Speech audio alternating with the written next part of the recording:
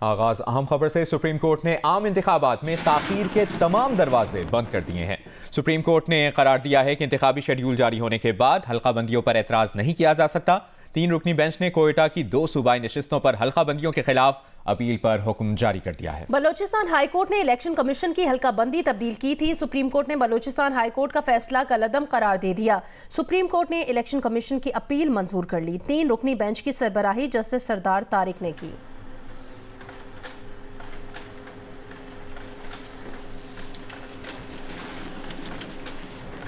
Election commission में PTI के intra party election पर समाअत जारी है। Chief election commissioner Sikandar Sultan Raja की सरबराही में 5 रुकनी बेंच केस की समाअत कर रहा है। पीटीआई के वकील बैरिस्टर अली जफर के दलाइल जारी हैं। इलेक्शन कमीशन ने कहा था 2019 की आईनी तरमीम दुरुस्त नहीं क्योंकि काउंसिल मौजूद नहीं थी। ये भी कहा कि इलेक्शन कमीशन ने कहा था कि 20 दिन में इलेक्शन कराएं। हमने आपके ऑर्डर के तहत इलेक्शन कराए। चेयरमैन का ओहदा 5 साल और पैनल का 3 साल का इलेक्शन होता है।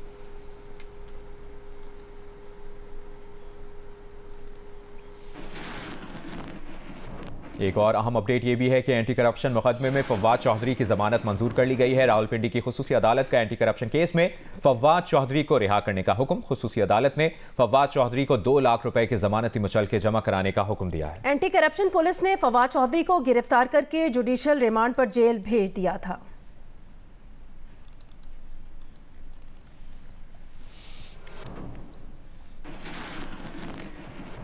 सुप्रीम कोर्ट कराची रजिस्ट्री के बाहर औरंगी और गुजर नाले के मुतासरीन ने एहतजाज किया और मुतालिबात की मंजूरी के लिए नारे लगाए। सुप्रीम कोर्ट कराची रजिस्ट्री के बाहर एहतजाज करने वाले मुजाहिरीन ने घर के बदले घर दो के नारे लगाए।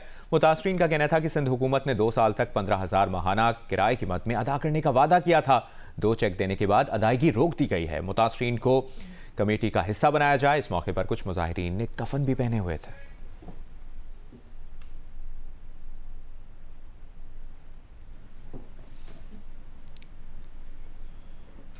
सुप्रीम कोर्ट कराची रजिस्ट्री ने औरंगी, महमूदाबाद और गुजर नाला मुतासिरीन को घर और मुआवजे की अदायगी से मुतालिक केस की आइंदा समाअत पर मेयर कराची और चीफ सेक्रेटरी सिंध को तलब कर लिया है।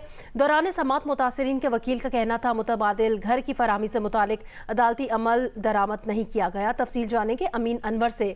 अमीन, बताएगा केस का अहवाल।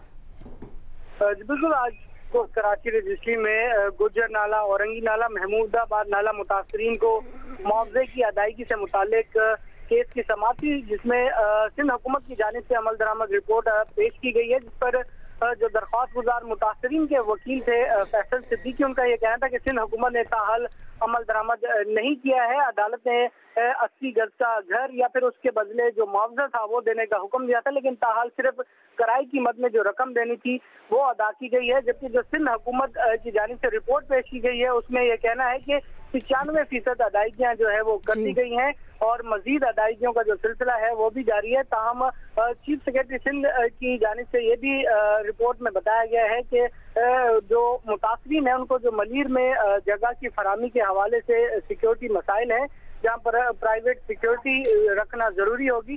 ताहम जो मुतासरीन के वकील है उनका ये कहना है कि ये जो रिपोर्ट है वो नामुकम्मल है और मुआवजे की अदायगी मुकम्मल नहीं हो सकी है, जिस पर अदालत ने चीफ सेक्रेटरी सिंध और मेयर कराची को आइंदा समाअत पर तलब कर लिया है। शुक्रिया अमीन अनवर अपडेट करने के लिए।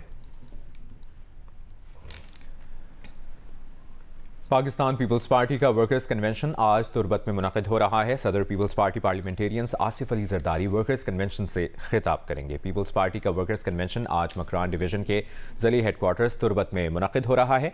प्रोग्राम के मुताबिक कन्वेंशन तुर्बत के सर्किट हाउस में दोपहर 2 बजे शुरू होगा, जिससे सदर People's Party Parliamentarians Asif Ali Zardari खिताब करेंगे। वर्कर्स कन्वेंशन के हवाले से इंतजामात मुकम्मल कर लिए गए हैं। स्टेज तैयार कर लिया गया है और कुर्सियाँ भी लगा दी गई हैं। कन्वेंशन में शिरकत के लिए पीपल्स पार्टी के सूबाई कायदीन भी तुर्बत पहुंच गए हैं।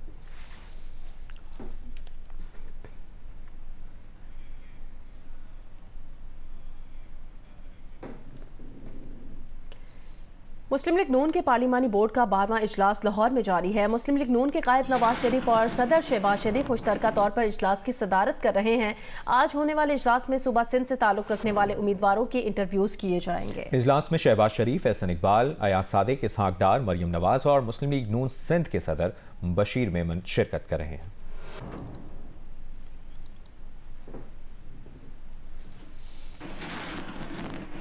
अभी आपको बराह रास्त ले चलेंगे लाहौर, जहां पर मुस्लिम लीग नून के रहनुमा जावेद लतीफ़ इस वक्त मीडिया से गुफ्तगू कर रहे हैं। पाकिस्तान के जो खुदा न खास्ता काबज़ इक़्तिदार पर होने के लिए और अपने आप को ये साबित करने के लिए कि हमारे बग़ैर ये रियासत चल नहीं सकेगी, वो लोग पाकिस्तान को नाकाबिले तलाफ़ी नुकसान पहुंचा देते। ये 16 माह की कौमी हुकूमत का एहसान है कौम पे कि उन्होंने ये मनसूबाबंदी नाकाम की। मगर आज ये मैं सवाल करता हूँ कि 9-10 मई को अगर वो बगावत कामयाब हो जाती, जो कि ना हो सकी वजह अदारों में बैठे लोग जो बंदियाल टाइप और फैज़ टाइप और बाजवा टाइप थे, उन्होंने तो अपने हिस्से का काम 9-10 मई को पूरा किया।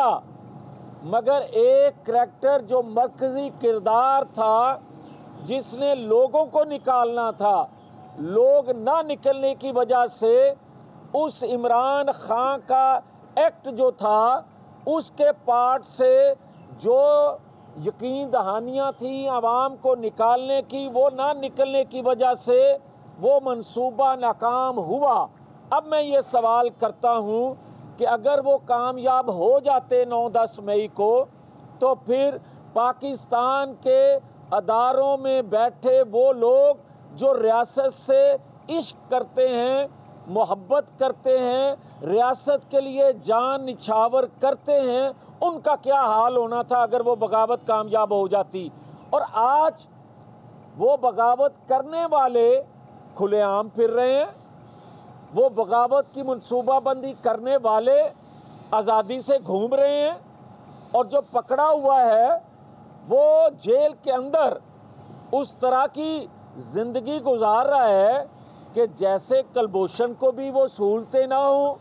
तो मैं पूछना चाहता हूँ कि आप रियासत के मुखालिफ भी हो, आप रियासत की ईंट से ईंट बजा भी दें, और आज कहा जाए कि लेवल प्लेइंग फील्ड होनी चाहिए। लेवल प्लेइंग फील्ड के हामी हैं, मगर सियासतदानों के लिए लेवल प्लेइंग फील्ड पे यकीन रखते हैं, मगर सियासी जमातों के लिए ये नहीं होना चाहिए कि आप सरहद पार से आकर 9-10 मई का फेल करें तो दहशतगर्द, आप रियासत के अंदर से वही फेल करें तो आप सियासी जमात कहलाएं, सियासी लीडरशिप कहलाएं।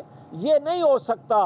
तो मैं कहना ये चाहता हूँ कि पाकिस्तान के अंदर मुनसिफाना इंतखाबात वक्त की नहीं, रियासत की ज़रूरत है, कौम की ज़रूरत है। मुनसिफाना इंतखाबात पाकिस्तान को भी मुस्तहकम करेंगे, पाकिस्तान की मईशत को भी मुस्तहकम करेंगे, और पाकिस्तान के अंदर होने वाली दहशतगर्दी जो सर उठा रही है, इसका भी सर नीचे किया जा सकता है, ख़त्म किया जा सकता है। मगर एक जानिब मुस्लिम लीग नून के रहनुमा जावेद लतीफ़ मीडिया से गुफ्तगू कर रहे हैं, दूसरी जानिब रहनुमा पीपल्स पार्टी शाजिया मरी का तकरीब से खिताब जारी है।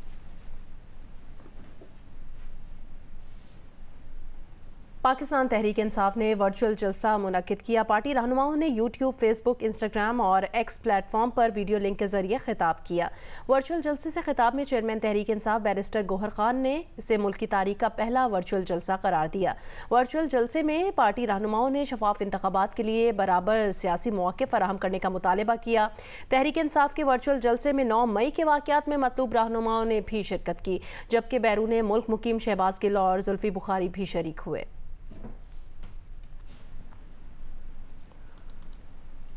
गुज़िश्ता रोज़ इतवार को पाकिस्तान में फ़ेसबुक, यूट्यूब, इंस्टाग्राम और एक्स की सर्विसेज कई घंटे मुतासर रहीं। फ़ेसबुक, यूट्यूब, इंस्टाग्राम और एक्स की सर्विसेज मुतासर होने से शहरियों को मुश्किलात का सामना रहा। पाकिस्तान टेलीकम्युनिकेशन अथॉरिटी की जानिब से जारी बयान में कहा गया है कि मुल्क भर में इंटरनेट तक रसाई की मजमूई सूरत हाल नॉर्मल है, जबकि मुल्क के कुछ इलाकों में इंटरनेट की सुस्त रवी से मुतल्लिक शिकायत की तहकीकात की जा रही हैं। PTA का कहना है कि मीडिया इस सिलसिले में इंटरनेट में खलल के हवाले से किसी भी गैर मुसद्दिका खबर को फैलाने में जिम्मेदारी से काम लें। साथ ही साथ आपको ये भी बताते चलें कि बलूचिस्तान के ज़िला कोहलू में बलोच यकजहती कमेटी के रैली के शुरका के खिलाफ इश्तियाल अंगेज़ी और इदारों के खिलाफ हर्जा सराई का मुकदमा दर्ज कर लिया गया है। पुलिस के मुताबिक कोहलू में बलोच यकजहती कमेटी की रैली के मौके पर इदारों के खिलाफ नारेबाजी और इश्तियाल अंगेज़ी के खिलाफ मुकदमा दर्ज कर लिया गया है। मुकदमा FC एहलकार फैयाज हुसैन की मुद्दत में 30 से ज़ायद अफराद के खिलाफ दर्ज किया गया है, ताहम कोई गिरफ्तारी अमल पे नहीं है। MKM के रहनुमा कराची में मीडिया से बात कर रहे हैं। एक तब्दीली का आगाज कर रहा है। तब्दीली नारा नहीं है, तब्दीली वादा नहीं है, तब्दीली नज़र आनी चाहिए। हम पाकिस्तान की सियासत में अपने हिस्से की तब्दीली ला चुके हैं। हम पाकिस्तान अब सिंध के शहरी इलाकों की माशरत में बहुत बड़ी तब्दीली ला चुके हैं।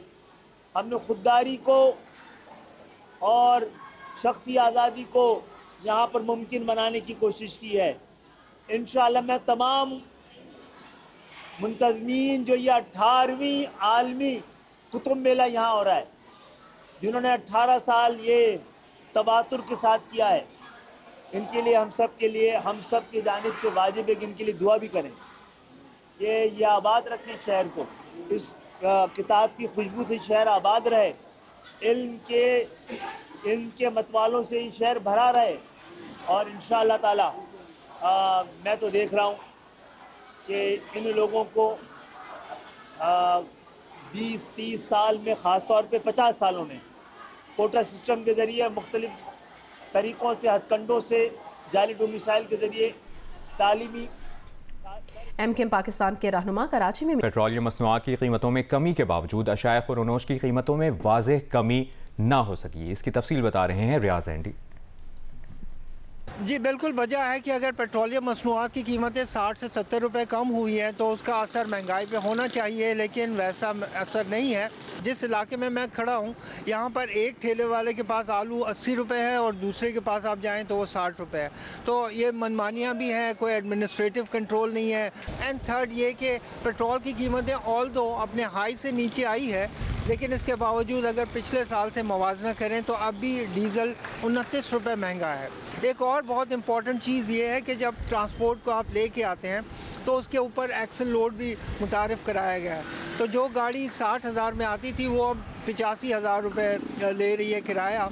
कि हर बंदा ये देख रहा है कि महंगाई क्योंकि बहुत ज़्यादा है तो उसने ज़्यादा पैसे कमाने हैं, तो उसकी बसात में जो आता है वो उससे ज़्यादा चार्ज कर रहा है और हर बंदा दूसरे से ज़्यादा पैसे ले रहा है। एंड उसकी वजह से ओवरऑल जो महंगाई है वो बढ़ रही है।